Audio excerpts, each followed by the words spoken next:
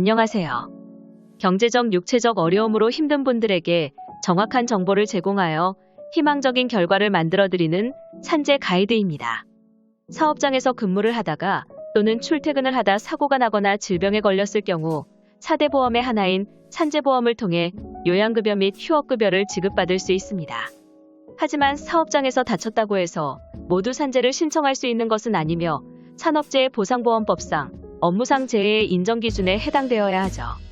즉, 사고나 질병이 업무와의 연관성이 있어야 하며 연관성이 없다면 산재 인정이 되지 않습니다. 가끔 회사에서 산재 신고를 하지 않고 급여와 병원비를 회사에서 모두 부담하여 공상 처리하는 경우가 있는데 산업안전보건법상 재해 발생 신고 의무를 하지 않는 경우로 나중에 근로자가 장애에 대해 산재보험 신청을 할 경우 과태료 처분을 받을 수 있으므로 추천하는 방법은 아닙니다.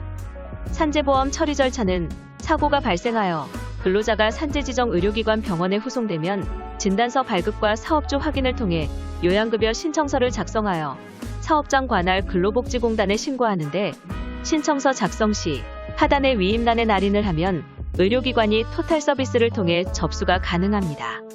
대부분의 큰 병원에는 산재보험을 담당하는 직원이 있으므로 해당 직원의 도움을 받는 것이 좋습니다. 또한 산재보험 신청에 대한 권리는 근로자에게 있으므로 사업장에서 산재를 거부한다 해서 산재가 안 되는 것이 아닙니다. 근로복지공단에서 요양급여 신청서를 접수하면 공단은 그 사실을 보험가입자에게 통보하게 되며 이의가 있을 경우 10일 이내에 의견을 제출할 수 있고 업무상 사유에 의한 재해가 명확한 경우 7일 이내에 요양 승인 여부에 대한 결정이 통지됩니다. 질병의 경우 업무와의 연관성이 필요하다고 판단되면 처리 기간이 다소 지연될 수 있습니다. 요양 불승인 처분을 받았을 경우 해당 처분이 있음을 안 날로부터 90일 이내에 처분지사를 경유하여 공단 산재심사실에 심사 청구하거나 관할 행정법원에 행정소송을 할 수 있습니다.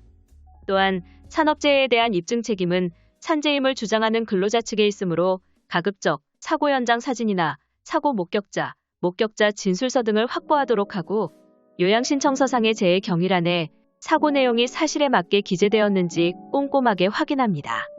실제로 불충분한 입증에 의한 산재 신청 불승인 사례가 많습니다. 휴업급여는 평균 임금의 70%를 일일당 휴업급여로 지급받게 됩니다.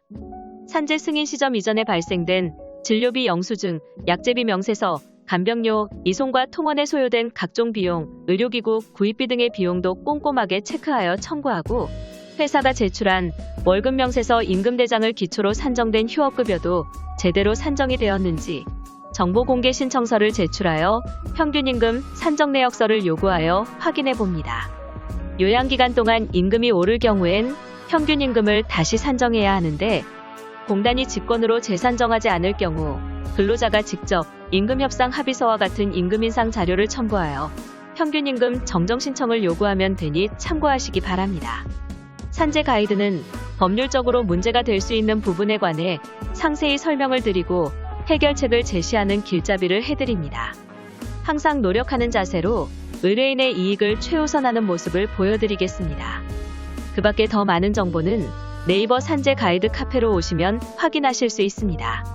내용이 마음에 드셨다면 구독과 좋아요, 알림 설정 부탁드립니다. 더 좋은 내용으로 찾아오겠습니다.